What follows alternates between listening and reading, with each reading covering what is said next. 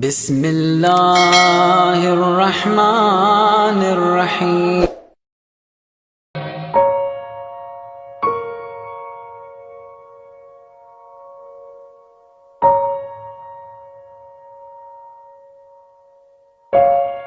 والذین جاهدوا فینا لنهدینهم سبلنا. جو لوگ ہمارے لیے کوشش کرتے ہیں ان کو ہم اپنے راستوں کی طرف رہنمائی کرتے ہیں. خدا نے بعض افراد کے لیے دروازہ کھول دیا ہے، لیکن بعض لوگوں کے پاس پہلے کہ وہ کوئی خاص کام انجام دیں ان کی کچھ خصوصیات ہوتی ہیں، کچھ صفات عالی ہوتی ہیں، ان کی اپنی ایک خاص حالت ہوتی ہے. صفات الہی کے خزانے سے دست غیب کے ذریعے کچھ ان کے وجود میں منعکس ہو چکا ہوتا ہے. یہ کچھ نہیں ہے سوائے الطاف و محبت الہی کے.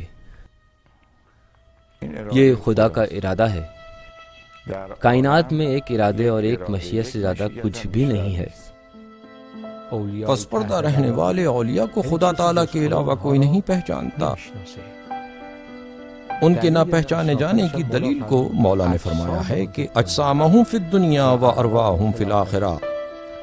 ان کا ظاہری جسم یہاں ہوتا ہے لیکن ان کی روح آخرت میں ہے، یعنی باطنی ہے، ملکوتی ہے، وہ ملکوت سے ہے، لہٰذا ان کے بارے میں اطلاع نہیں رکھتا.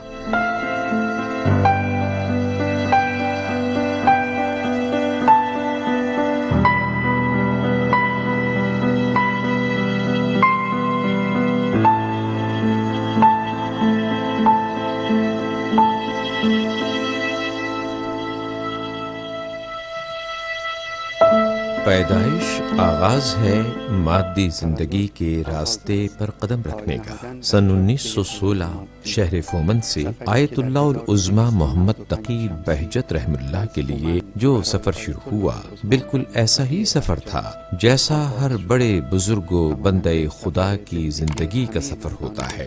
اس سفر کا آغاز بھی ایک دلچسپ قصے سے ہوتا ہے جو سننے کے لائق ہے.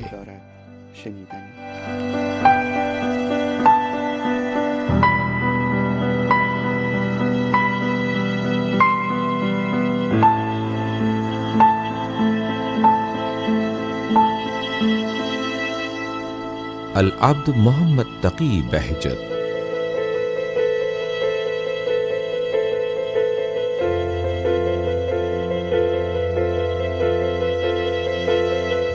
یہ ڈاکومنٹری اس عبد الہی کی پہچان کا ایک سفر ہے.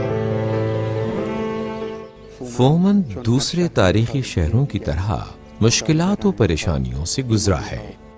اسی طرح اس شہر نے اپنے فرزندوں کی چشم کشا ترقی اور کامیابیوں کو بھی اپنے نام کیا ہے. ایسا شہر جس کی شہرت و تعریف مختلف سفرناموں میں مذکور ہے. سید محمد طہ طائب 14ویں صدی کے شروع میں فومن کے اپنے سفرنامے میں لکھتا ہے، فومن ایک قصبہ ہے جو کہ رشت کے غرب میں 4 فرسخ کے فاصلے پر واقع ہے، اور یہ رشت کی نسبت اونچائی پر ہے. البرز کے بلند و بالا اور طویل سلسلہ کوہ سے 1 فرسخ کی مسافت پر ہے. یہ شہر چونکہ نسبتاً مرتفع اور میدانی ہے، اس کی آب و ہوا ان دوسرے شہروں کی نسبت بہتر ہے جو درخت کے جھنڈ میں یا صحرا کے قریب واقع ہیں.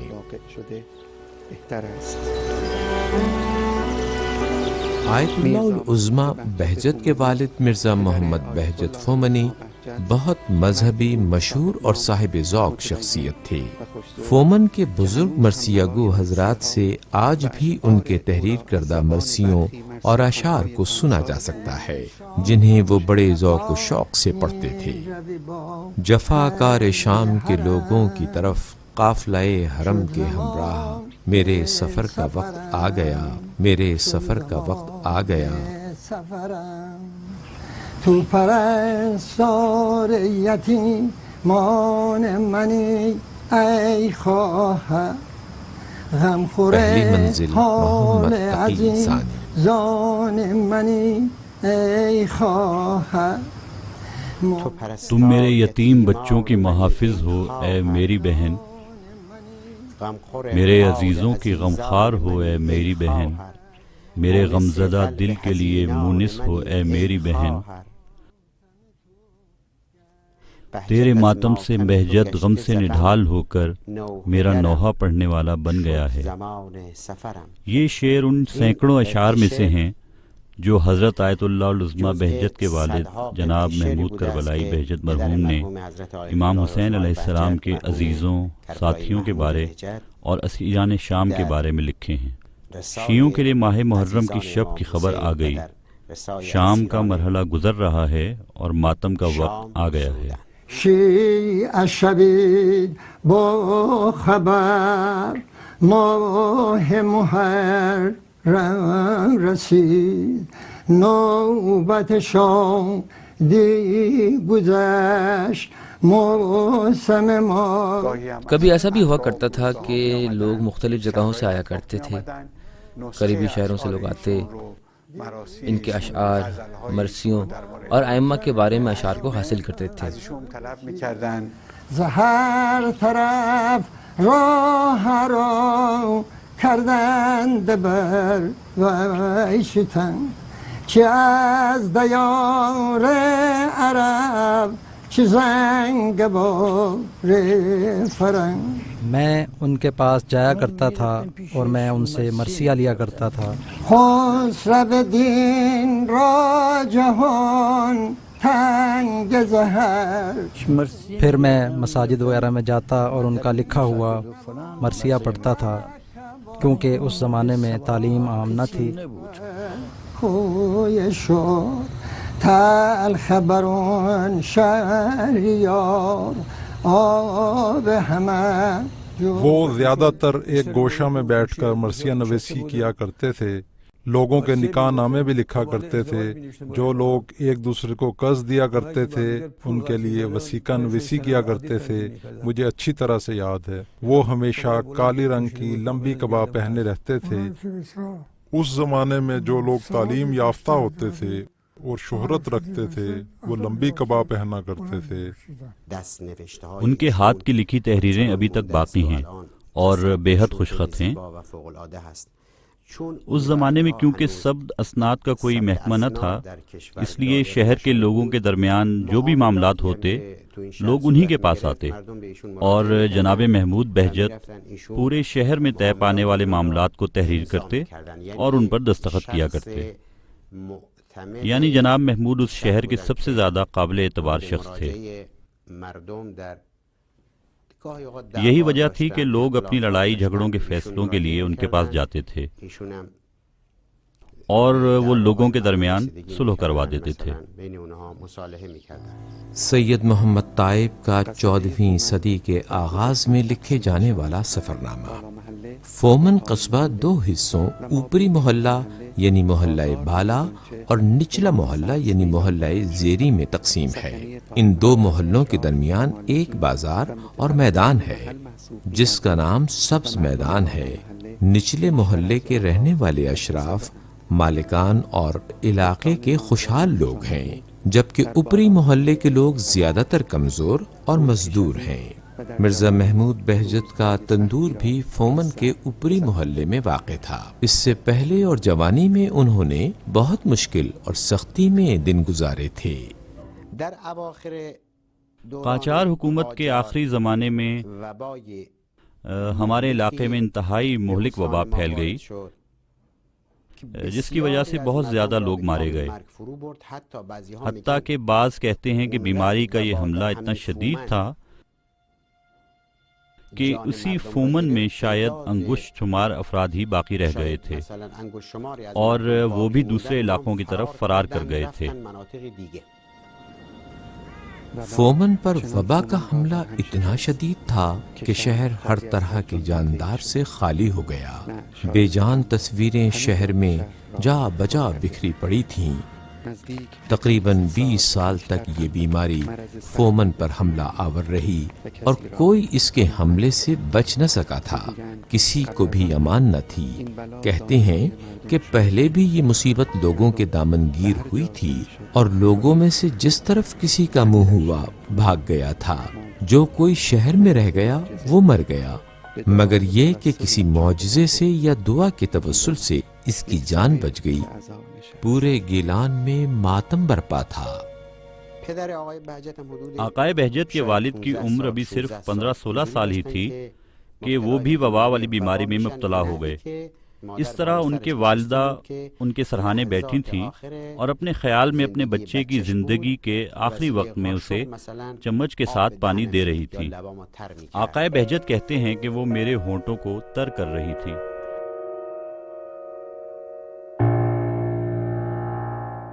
ان کی والدہ سمجھی کہ ان کا بچہ مر گیا ہے، لیکن میں خواب اور بیداری کے درمیان عالم میں تھا کہ میں نے ایک آواز سنی، اور وہ آواز یہ تھی کہ اس کے بارے میں پریشان نہ ہو کیونکہ یہ محمد تقی کا باپ ہے۔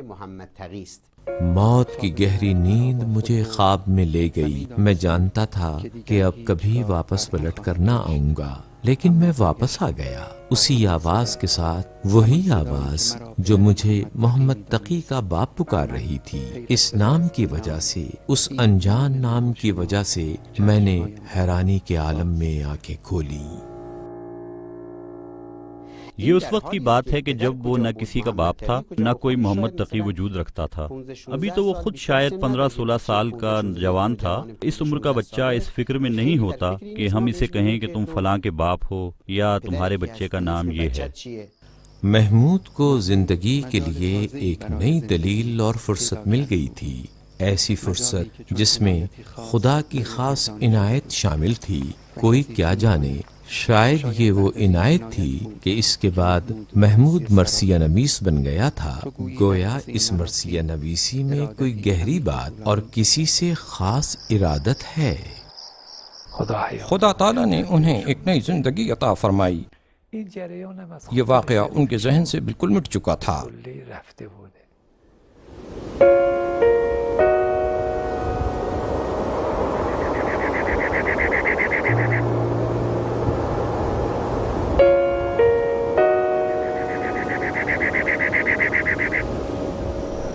سلام مرزا.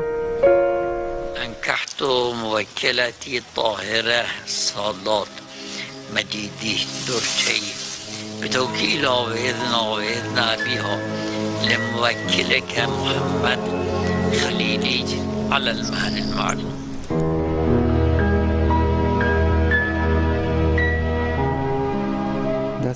دست تقدیر سے محترمہ مرضیہ جناب مرزا محمود کی زوجہ قرار پائیں تاکہ جلد ہی محمد تقی کی والدہ بنیں اور پہلا حلال لقمہ اسے کھلائیں اور ان کی پہلی پاک سانس سے اس کی زندگی شروع ہو۔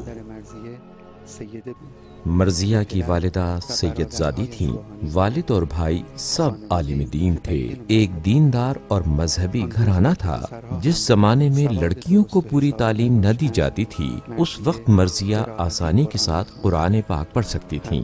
ہر روز نماز کے وقت گھر سے مسجد تک سورہ یاسین کا ورد کیا کرتی تھیں اور کسی ایک دن بھی وہ بھولی نہیں۔ گفته بود که چیزی که من سوره یاسین رو میخونم از روی شوق و ذوق حس میکنم که دارم قند میخورم. بهار قرآن است، دارم قند میخورم و لذا خیلی از مرد و زن که مقدسن به فلان و اینا دیگه یاسین رو دیگه حفظن، یاسین رو دیگه ترک نمیکنن.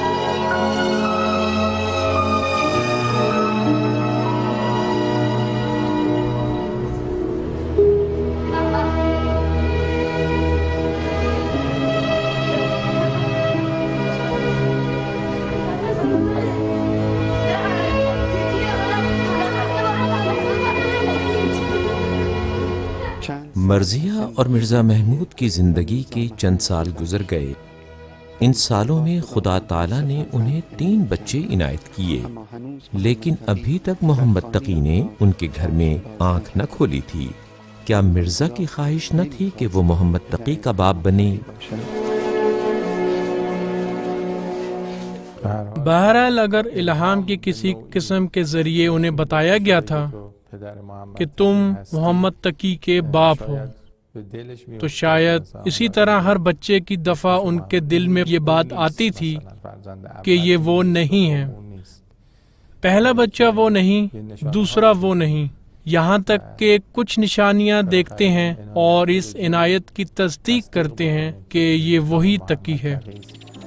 اب اتنے سالوں میں مرزا کی آنکھوں کے سامنے سے ہر چیز اور ہر طرح کے حالات گزرے تھے، بیماری، موت عزیزان، بشارت اور زندگی۔ شاید تقدیر کچھ علاماتوں کے ساتھ چلتی ہے تاکہ اپنے چوتھے بچے کا نام محمد تقی رکھیں۔ جب وہ بچہ 3 یا 4 سال کی عمر کو پہنچا تو ہمارے گھر کے صحن میں ایک حوض تھا اور وہ بچہ وہاں حوض کے پاس کھیل رہا تھا۔ وہاں کوئی اور موجود نہ تھا جو اس کا خیال رکھتا۔ اس بچے کا پاؤں پھسلتا ہے، وہ حوض کے پانی میں گر جاتا ہے اور اس کا دم گھٹ جاتا ہے۔ کسی کو خبر نہ ہوئی۔ 1-2 گھنٹے کے بعد دیکھا کہ بچہ پانی میں گرا پڑا ہے اور دم توڑ چکا ہے۔ کہتے ہیں کہ ہم اس واقعے سے بہت زیادہ غمزدہ اور پریشان ہو گئے۔ سوچنے لگے کہ وہ خواب کیا تھا اور بچے کے ساتھ ایسا کیوں ہوا۔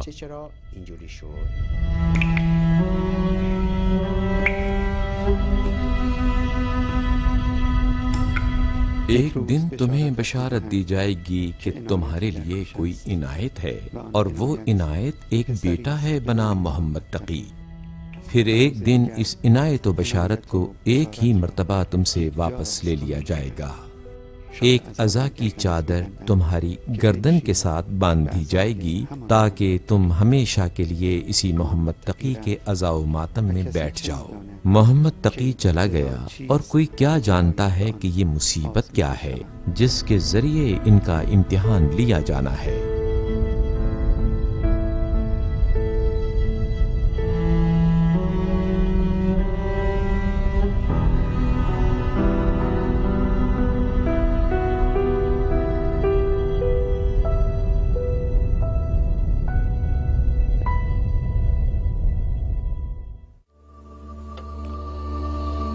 محمد تقی کی موت کو 7 سال گزر گئے اور مرضیہ پھر سے حاملہ نہ ہوئی، اور اب 7 سال کے بعد مرضیہ کی منتیں پوری ہو رہی تھیں۔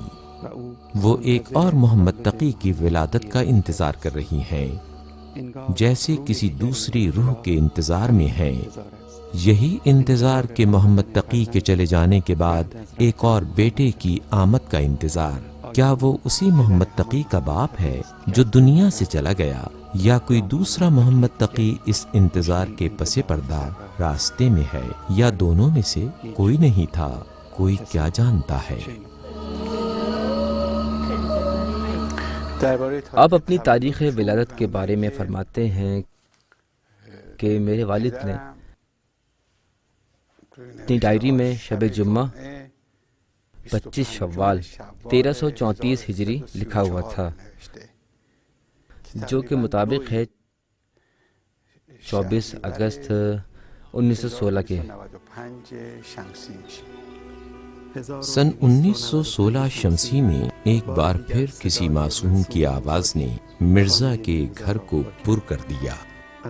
7 سال پہلے جب قسمت نے ان سے محمد تقی اول کو لے لیا تھا، مرزا اسی دن کے انتظار میں تھا کہ شاید اس خواب کی تعبیر ہو جو اس نے کئی سال پہلے دیکھا تھا۔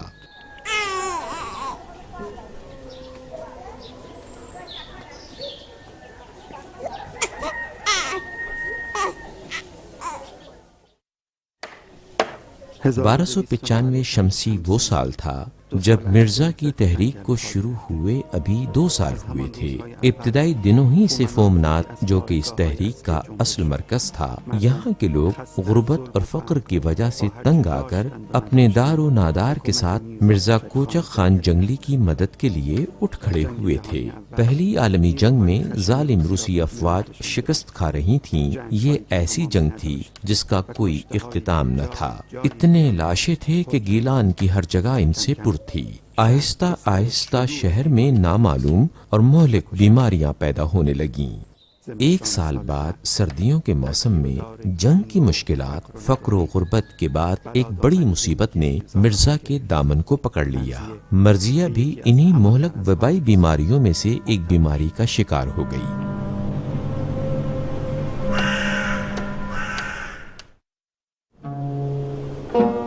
کچھ مدت کے بعد اس کی بیماری شدید ہو گئی۔ یہ ایسی مہلک وبائی بیماری تھی کہ جو شیرخوار محمد تقی پر بھی اثر انداز ہو سکتی تھی اور وہ بھی اس بیماری میں مبتلا ہو سکتا تھا، لیکن قسمت یہ تھی کہ محمد تقی ماں سے یہ بیماری نہ لے۔ مرضیہ صرف 28 سال کی عمر میں جوان ہونے کے باوجود اس بیماری کا مقابلہ نہ کر سکی اور شکست کھا گئی۔ اس کی موت کے بعد ایک شدید طوفان نے مرزا کی زندگی کو تہس نہس کر دیا۔ جس طوفان نے مرضیہ کو بھی اس سے چھین لیا، اس کے بعد اب مرزا کو اس زندگی کا بھاری وزن اپنے کندھوں پر اٹھانا تھا۔ مرضیہ کی غیر موجودگی، بچوں کی تنہائی اور پریشانی، سب سے زیادہ محمد تقی کی بے تابی اور گریہ کو تحمل کرنا تھا۔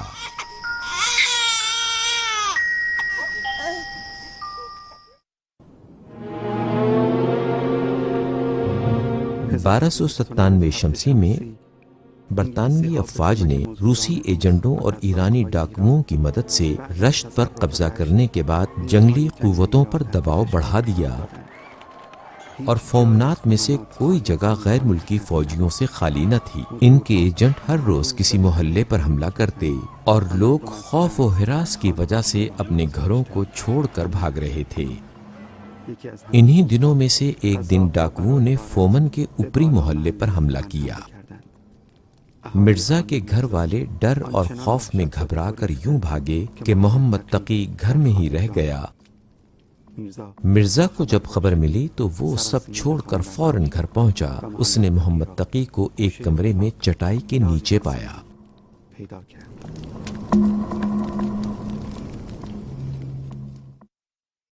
سن 1921 میں سازشوں، فریب کاریوں اور خیانتوں کی وجہ سے جنگل کی تحریک شکست کھا گئی، جس کے نتیجے میں مرزا کوچک خان جنگلی بھی شہید ہو گئے۔ ان دنوں میں محمد تقی 5 سال کا تھا اور وہ ابھی ان چیزوں کو اچھی طرح سے نہ جانتا تھا، لیکن اپنی ماں کے خلا کو پوری طرح محسوس کر رہا تھا۔ باپ جو کچھ بھی کرتا اس کے لیے یہ خلا پوری طرح سے پر نہیں کر سکتا تھا۔ محمد تقی کو مادرانہ شفقت و محبت کی ضرورت تھی۔ اللہ اکبر، الحمدللہ۔ ان کی ایک بہن تھی جو ان سے بڑی بھی تھیں، شاید 12 یا 13 سال کی بچی، جس نے ان کی تربیت کو اپنے ذمے لے لیا تھا۔ کہتے ہیں کہ میں اس وقت بہت چھوٹا تھا، شاید 4 یا 5 سال کا تھا۔ میری بہن کیاری میں پودے لگا رہی تھی، اس پر مٹی ڈال رہی تھی اور میں ان کے پیچھے چلتے ہوئے وہ تمام پودے اکھاڑ رہا تھا۔ مجھے نہیں معلوم تھا کہ وہ ایسا کیوں کر رہی ہیں۔ جب وہ آخری لائن تک پہنچ گئیں تو میں نے ان سارے پودوں سے ایک دستہ بنا کر انہیں دے دیا۔ اللہ اکبر، بسم اللہ الرحمن الرحیم، الحمدللہ رب العالمین، الرحمن الرحیم، مالک یوم الدین، ایاک نعبد و ایاک نستعین۔ وہ اپنے آپ کو اس بہن کا بہت احسان مند سمجھتے تھے۔ میرا خیال ہے کہ 1972 یا 73 میں جب ان کی بہن اس دنیا سے رخصت ہو گئی تو آیت اللہ بہجت خود ان کی قبر میں اترے۔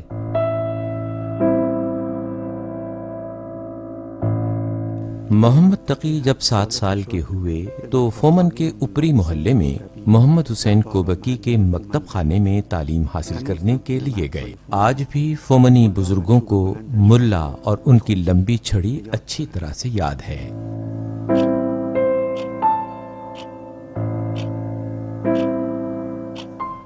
آقائے بہجت مجھ سے 1-2 سال آگے تھے، مجھ سے 1-2 سال بڑے بھی تھے اور مکتب خانے میں بھی کچھ جلدی چلے گئے تھے۔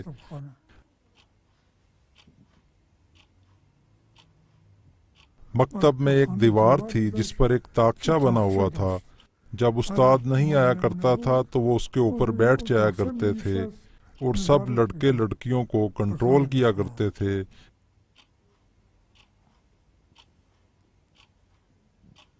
وہ ہمارے مانیٹر تھے۔ ان کے ایک ہم جماعت کا کہنا ہے کہ مکتب سے باہر وہ کچھ مزاح بھی کر لیا کرتے تھے۔ لیکن مکتب میں وہ بہت سنجیدہ رہتے تھے. جب ہمارے مانیٹر بنتے تو بہت سنجیدگی اور سختی کے ساتھ پیش آتے تھے، بالکل ایک فوجی کی طرح. سب کو کنٹرول کیا کرتے تھے، نہ کسی کے ساتھ مذاق کرتے اور نہ کسی کا مذاق برداشت کرتے تھے.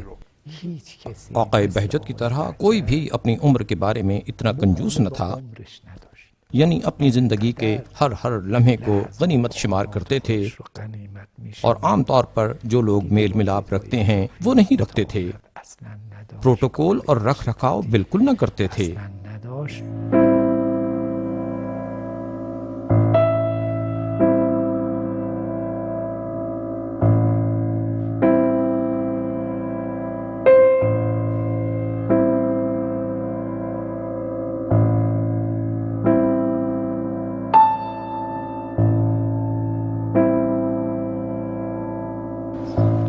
اس زمانے میں جس قدر تعلیم حاصل کرنا ضروری ہوتی تھی وہ بچے 2-3 سال میں سیکھ لیا کرتے تھے. سادہ لکھنے پڑھنے سے لے کر بوستان و گلستان سعدی تک، اور کچھ حساب و کتاب بھی یاد کر لیا کرتے تھے. بس تعلیم یہیں ختم ہو جایا کرتی تھی.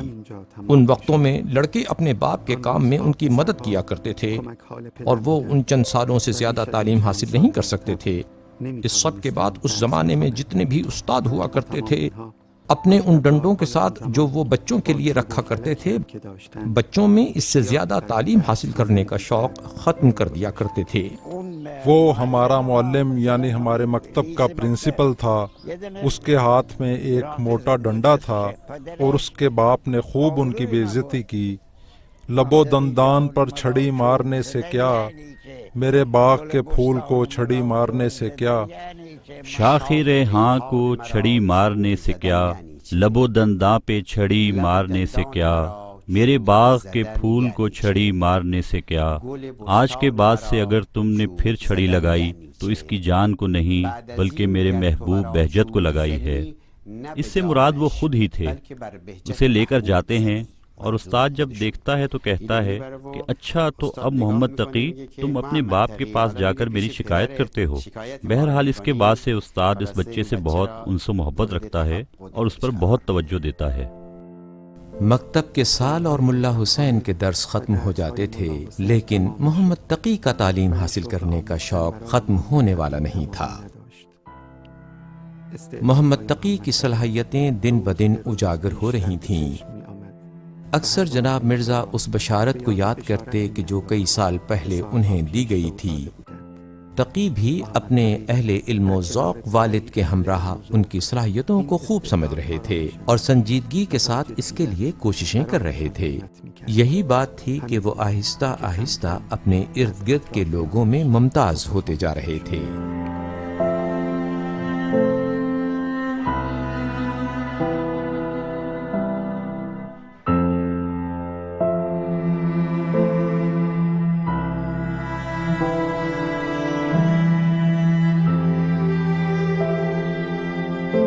اس زمانے کے علماء فومن کے متعلق کسی کو ٹھیک طرح سے یاد نہیں ہے، لیکن احمد سعیدی کا نام، جو کہ بلند پایا مجتہد اور اہل معرفت شخص تھے، آج بھی وہ لوگوں کے اذہان میں باقی ہیں. جناب شیخ احمد سعیدی مرحوم کے ایک اور بھائی آقا جعفر تھے. جناب جعفر رشت میں رہائش پذیر تھے، جبکہ جناب احمد کبھی رشت میں رہتے اور کبھی فومن میں ہوتے تھے. ان کے ایک فرزند جناب حسین سعیدی تھے. انہوں نے فومن کے اوپری محلہ میں ایک مسجد بھی بنائی تھی اور اس کے لیے کچھ اطراف میں سے وقف بھی کیا تھا.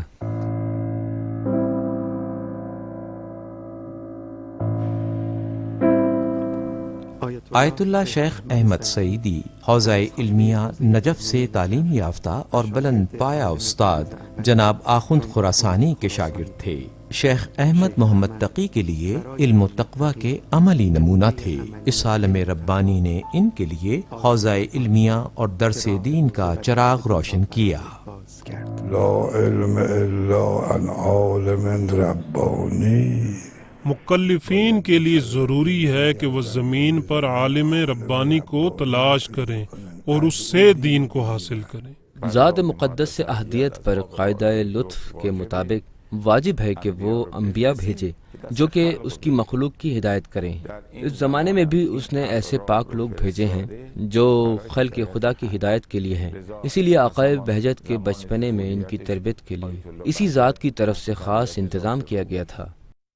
بالکل ایسا ہی ہونا چاہیے تھا، اسی لیے جب آقا بہجت کے والد نماز پڑھنا چاہتے تو اس محلے کی مسجد میں جایا کرتے تھے، جو کہ ان کی دکان سے کچھ فاصلے پر تھی۔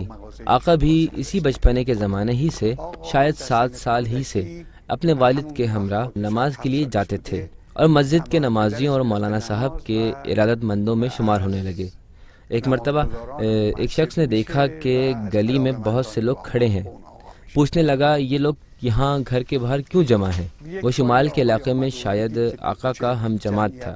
بتایا گیا کہ یہ لوگ چاہتے ہیں کہ جب آقا حرم جائیں یا مسجد جائیں تو ان کی ہمراہی کریں۔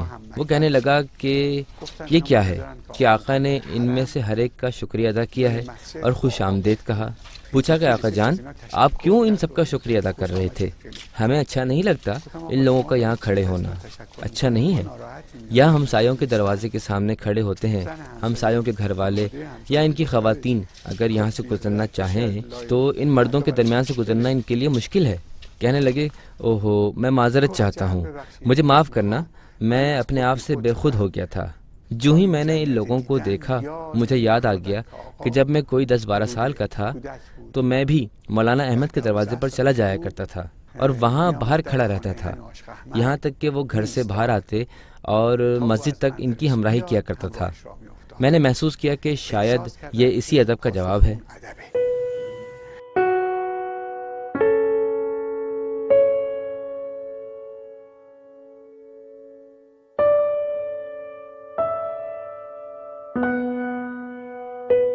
بچپن میں جب دکان میں اپنے والد کی جگہ پر بیٹھا کرتے تھے، اگر کوئی بچہ روٹی خریدنے آتا تو پوچھتے کہ یہ پیسے کہاں سے لائے ہو۔ اگر وہ یہ بچہ کہتا کہ میں نے اپنے چچا کی قمیض سے لیے ہیں یا کسی کے اٹھائے ہیں اور میں تو اکثر ایسا کیا کرتا ہوں، آقا اسے روٹی دے دیتے اور کہتے تھے کہ ان پیسوں کو واپس اسی جگہ رکھ دو اور آئندہ اجازت لے کر اٹھانا۔ یہاں یہ سوال پیدا ہوتا ہے کہ اتنی باریک بینی اور توجہ کرنے کی عادت کہاں سے آئی؟ ایسا کیوں ہے؟ خدا تعالیٰ نے ان کی ذات کو بھی ایک شفاف اور نوری ذات قرار دیا تھا اور دوسری طرف زمانے کے تمام امکانات کو ان کے اختیار میں دیا تھا اور یوں ان کے مقام و مرتبے کو بلند کر دیا تھا۔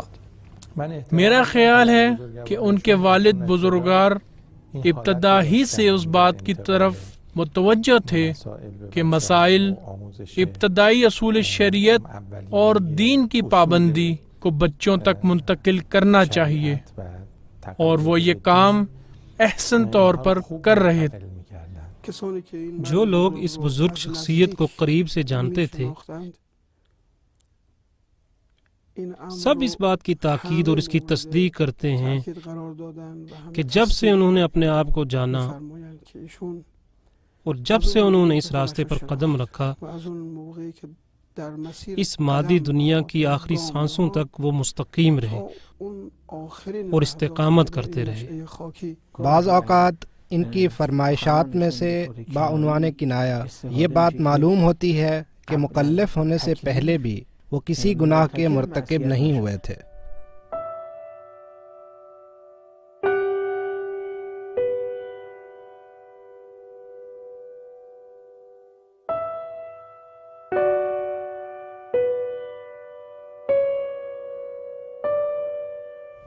جیسا کہ میں نے عرض کی کہ آقا بہجت نے ایک خاص حد اپنے لیے مقرر کر رکھی تھی، اور وہ یہ تھی کہ ہمیں چاہیے کہ ہم صرف اور صرف معصومین علیہم السلام کی مکمل پیروی اور اتباع کریں، کیونکہ وہ گناہ اور خطا سے معصوم ہیں۔ دوسروں کے بارے میں اگر ہم جانتے ہوں کہ وہ گناہ سے معصوم ہیں، لیکن پھر بھی ہم اتنی آسانی کے ساتھ یقین سے نہیں کہہ سکتے کہ وہ خطا سے بھی معصوم ہیں۔ زید سلام الله علیه که ما او را معصومش میدونیم از خطیئه نه از خطأ، معصوم از خطیئه و خطأ به طوری که همه درست تاریخ دان باشن قبول خواهند کرد. همین 14 معصوم همینا هستن، اما غیر اینها باید یکی یکی حساب بکنیم. پیغمبرهای سابق اولوالعزم چرا مقام عصمت تک پہنچنا صرف انبیاء و ائمہ علیہم السلام کے لیے منحصر نہیں ہے. راستہ کھلا ہوا ہے. من جده وجد و من قرع الباب ولج ولج. جو کوئی ہمت رکھتا ہوگا اور ہمت کے ساتھ عمل رکھتا ہوگا تو بے شک اللہ تعالی احسن عمل کرنے والوں کا اجر ضائع نہیں کرتا. اجر من احسن عمل.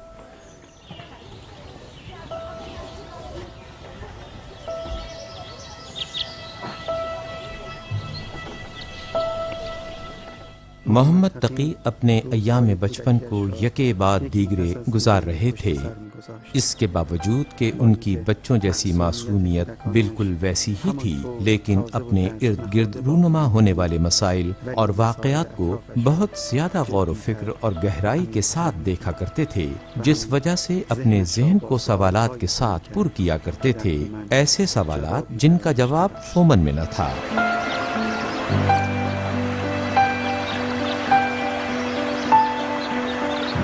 جانے کا وقت تھا، ایسی جگہ جانے کا وقت جہاں ان کے دل و دماغ کو پرواز کے مواقع میسر آ سکیں.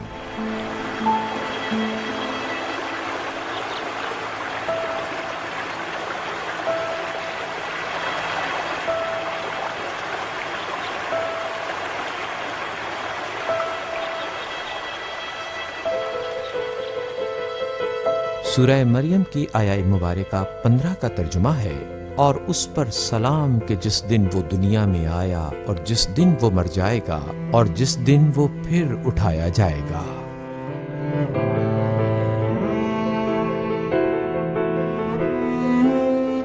اور یہ سفر جاری ہے.